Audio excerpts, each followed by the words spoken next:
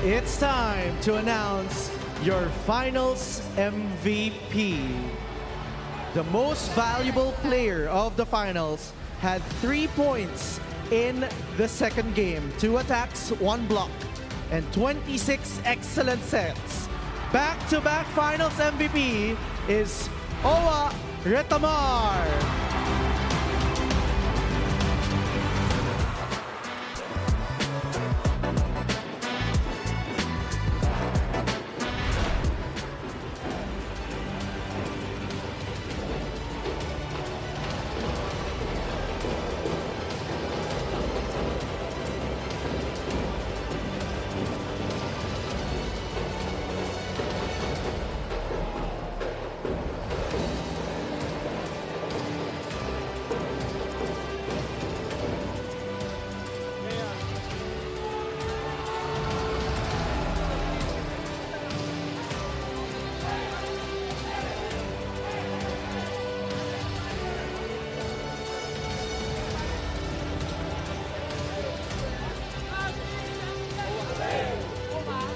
Okay.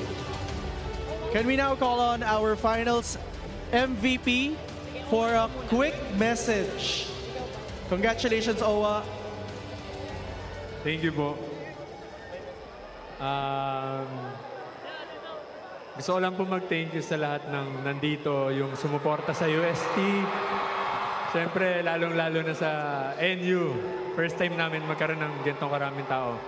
And gusto ko rin magpasalamat sa Virtual Playground sa pag-alaga sa akin. And kila Leo. And kay Sir Cha na nanood ngayon. And gusto ko rin magpasalamat kila coaches na nagtiwala sa akin. Na natapos ko yung playing years ko sa NU na champion lahat. Sana po, supportahan nyo pa rin po yung men's volleyball team para mas ma-showcase pa po nila yung talent nila. And mabigyan ng chance na, siyempre, yung ibang mga players na mapaglaro dito sa Manila na galing mga province po. Ayun po. And thank you, UAP. Yeah.